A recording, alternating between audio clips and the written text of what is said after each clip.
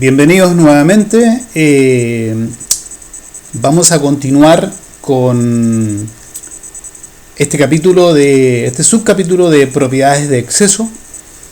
Recordemos que estábamos dentro del capítulo de los puentes termodinámicos a la realidad y en donde se trata de buscar propiedades conectoras entre el mundo ideal y real.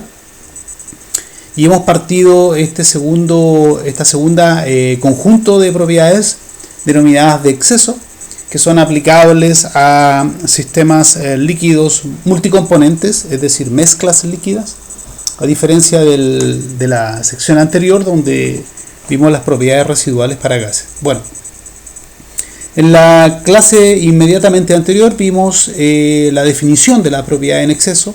Vimos cómo se aplica exclusivamente a mezclas y al final hice ver, ¿no es cierto?, que a diferencia de las propiedades residuales en la cual podíamos llegar a utilizar modelos reales de gases, en este caso no contamos con modelos hasta el momento reales de sistemas líquidos. Por lo tanto, mucha de la información que se debe trabajar se tiene que realizar a través de datos bibliográficos de sistemas reales. Por lo tanto, en esta presentación vamos a visualizar algunos ejemplos reales que pude extraer de distintas fuentes de información y vamos a ir haciendo los comentarios correspondientes. Lo primero que estamos viendo acá es un sistema de etanol versus diferentes alquenos. Estamos hablando de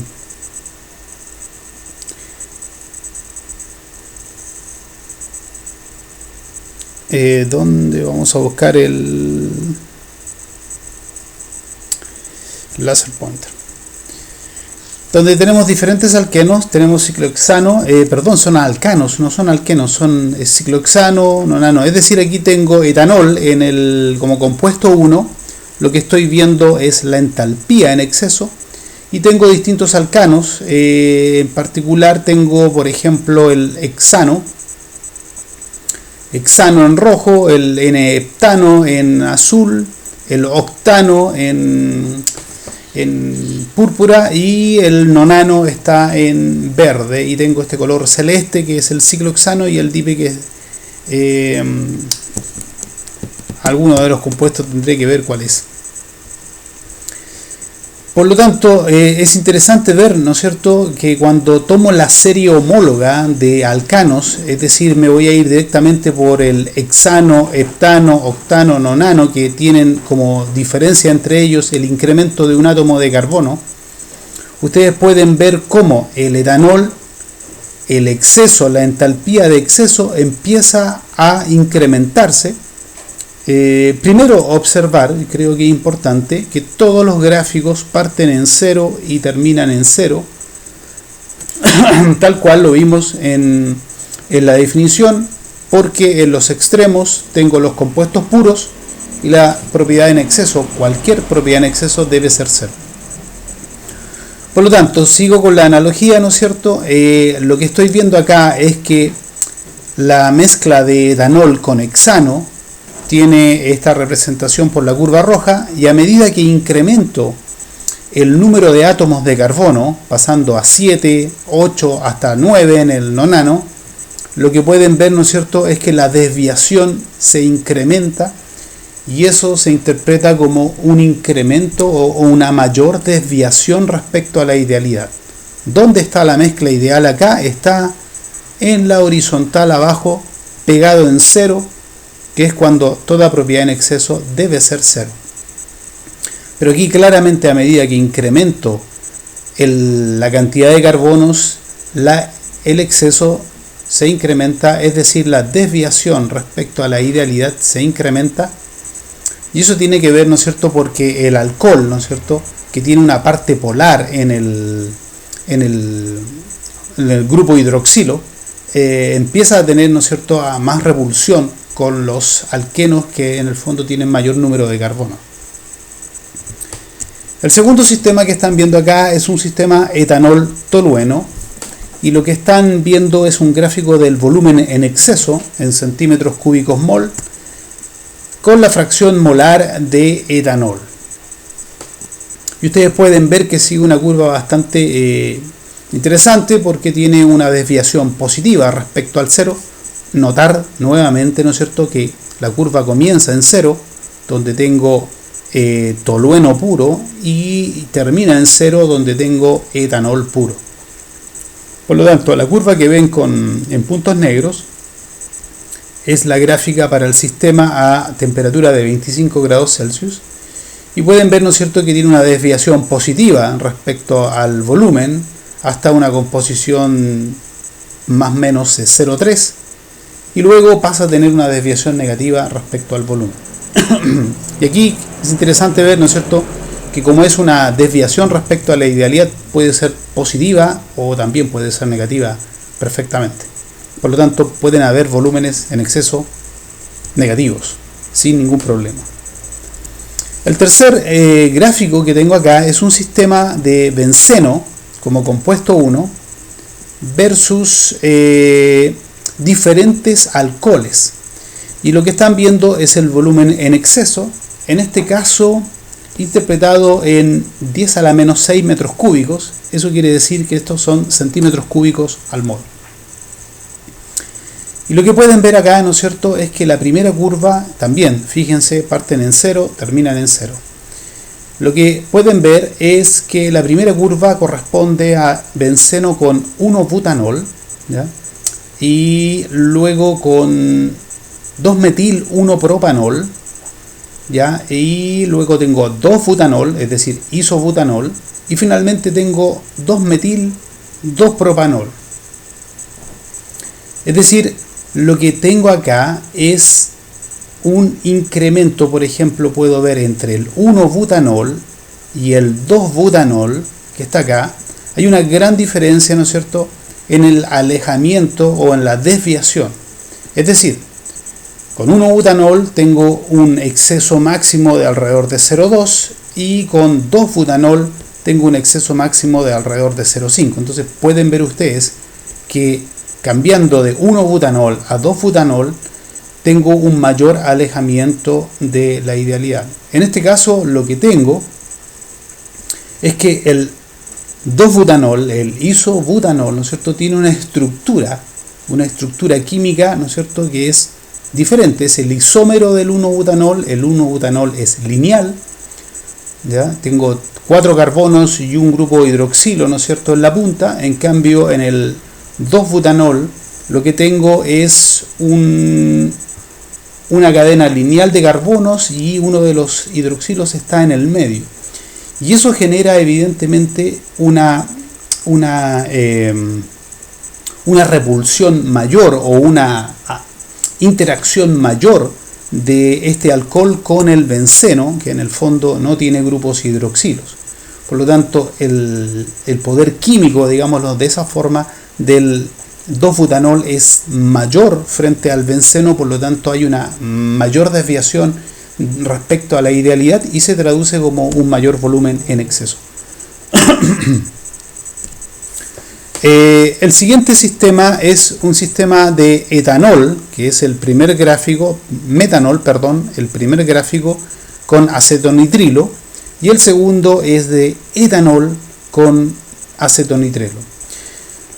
Nuevamente fijarse, ¿no es cierto?, es volumen en exceso en ambos casos, fijarse que los extremos siempre son 0, y pueden darse cuenta que la mezcla con acetonitrilo de dos distintos alcoholes que están muy cercanos entre ellos, etanol y metanol, muestra desviaciones totalmente distintas. Y si puedo inferir cuál de ellos resulta ser más ideal, claramente es el caso del etanol respecto al metanol. El metanol tiene una desviación mucho mayor, casi de 0,15, respecto al etanol, que tiene alrededor de 0,07. Y eso de alguna forma tiene que ver con que el etanol tiene un mayor número de carbonos que el etanol. O sea, por lo tanto, lo que tengo es que el metanol tengo una mayor influencia del grupo hidroxilo frente al acetonitrilo respecto al etanol, donde hay más carbonos. Esto tiene que ver mucho con la polaridad y la apolaridad. Desde ese punto de vista, el etanol, que es este que está acá, tiene una componente apolar, que es el grupo de carbonos, tiene una componente apolar que es mayor que la componente apolar del metanol, que tiene solo un carbono. Por lo tanto, esta componente apolar tal vez le da más afinidad con el acetonitrilo que en el caso del metanol. Es por eso que en el caso del etanol parece ser un poco más ideal o menos desviado que el metanol. El otro sistema que presento acá es ciclohexano, y en este caso con diferentes alcanos. Ciclohexano como componente 1, ¿no es cierto?, en la composición en la horizontal, y tengo el volumen en exceso para diferentes alcanos. Y pueden ver que aquí están los ceros, ¿no es cierto? Aquí está el cero, también inicia y termina en cero, y lo que pueden ver es que los compuestos que están más cerca de la idealidad, es decir, más cerca del cero, son los círculos, que representa al hexano, y los cuadrados, que representan al pentano. Por lo tanto, es interesante ver que si el ciclohexano, que es un compuesto orgánico cíclico, tiene 6 átomos de carbono, resulta que los compuestos que al parecer tienen menos desviación respecto a la idealidad son aquellos cuyo número de carbonos están prácticamente muy cercano. El pentano con 5 átomos de carbono y el hexano con los mismos 6, pero con distinta estructura. Sin embargo, a medida que incremento el número de carbonos con heptano, octano y nonano, pueden ver claramente cómo la desviación empieza progresivamente a aumentar. Y eso es claramente, ¿no es cierto?, porque la repulsión, o la interacción entre estos compuestos, a medida que incremento los átomos de carbono, empieza a ser más fuerte con el ciclohexano y empieza a desviarse el sistema de la idealidad, y eso se refleja como un mayor volumen en exceso. A continuación tengo un sistema propanol-agua, donde el propanol es el compuesto 1 y aparece en la composición molar en la horizontal, y el volumen en exceso. Lo interesante es que tengo la representación de dos distintos propanoles, los dos isómeros. El 1-propanol, que es el lineal, N-propanol, y el 2-propanol, o también conocido como isopropanol. O también conocidos como alcohol propílico y alcohol isopropílico. Pueden ver ustedes, ¿no es cierto?, de que la desviación con agua es mucho mayor en el caso del 2-propanol. Y eso tiene que ver con la estructura. La estructura, si bien ambos compuestos presentan el mismo número, la misma cadena lineal de carbonos, la diferencia está en dónde está ubicado el grupo funcional hidroxilo. El grupo funcional hidroxilo tiene cierta polaridad que evidentemente puede ser más afín al agua, porque el agua es sumamente polar. Sin embargo, se puede observar que la posición del grupo hidroxilo al final, como es el caso del propanol, N-propanol, da más afinidad con el agua que el caso del isopropanol, donde el grupo hidroxilo queda metido dentro de la cadena de carbonos, y al parecer eso le da más fuerza a la apolaridad que tiene el isopropanol, y obviamente genera una mayor repulsión con el agua. Y pueden ver, ¿no es cierto?, que hay una diferencia no muy grande, pero sí hay diferencia, y podemos ver que resulta finalmente ser, tal vez, entre comillas, más ideal la mezcla con 1-propanol que con 2-propanol. Lo que están viendo acá es el sistema etanol-agua, alcohol etílico con agua, y lo que vemos en este caso es la entalpía en exceso con respecto a la composición de etanol, la composición molar de etanol. Y en este caso lo tengo a distintas temperaturas. Aquí pueden ver nuevamente que todo comienza en 0 y termina en 0. Y lo interesante es que tengo distintas temperaturas desde 25 grados Celsius subiendo hasta casi 110 grados Celsius.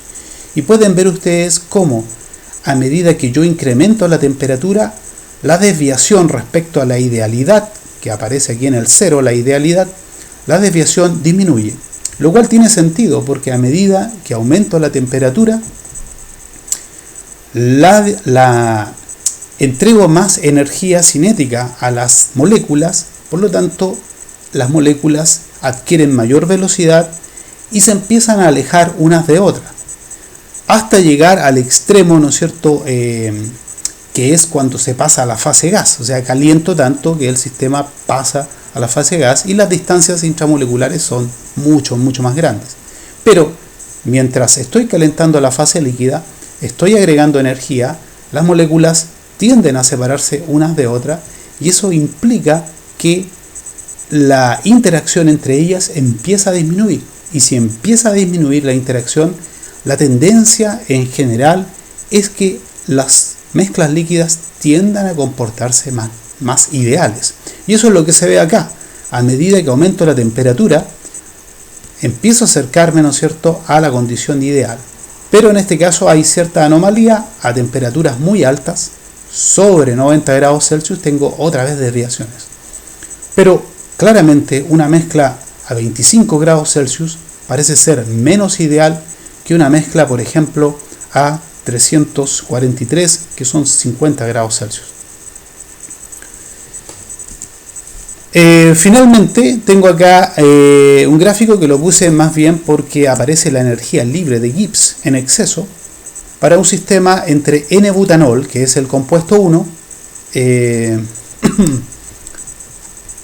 perdón, es el compuesto 2, pero está en función de la fracción molar de 1-butanol, y dimetilformamida, que es una amida, ¿no es cierto?,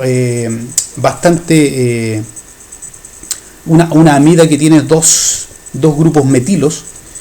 Por lo tanto, ustedes pueden ver que existe una desviación respecto a la idealidad a medida que se forma la mezcla. Nuevamente los G exceso parten en 0 y terminan en 0. Lo interesante también acá es ver que tengo distintas temperaturas. Desde 283 Kelvin, que corresponden a 10 grados Celsius, hasta una temperatura de 313. Aquí tengo 298, que son 25 grados Celsius. Aquí tengo 303, que son 30 grados Celsius. Y 313, que serán 40 grados Celsius. Por lo tanto, pueden ver ustedes que si sigo las indicaciones de la temperatura, los 25 grados Celsius, que son el signo más, está aquí al medio, y lo que tengo, ¿no es cierto?, en los cuadrados son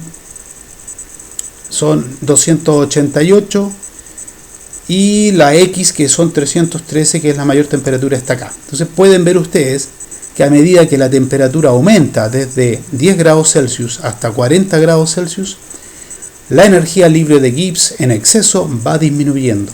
Y eso tiene que ver con lo que habíamos comentado anteriormente.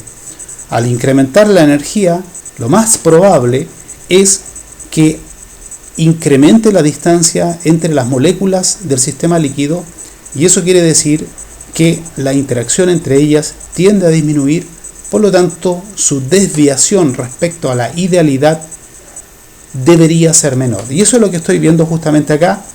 A 10 grados Celsius tengo desviaciones máximas del exceso, o un exceso por acá que corresponde a una desviación máxima, y a medida que aumento la temperatura hasta 40 grados Celsius, la desviación respecto a la idealidad disminuye. Bueno, espero que esto les sirva para darse una idea, ¿no es cierto?, de cómo funcionan las propiedades de exceso en la realidad, y vamos a tener también esta fuente de datos como para realizar algunos ejercicios. Nos vemos en el siguiente.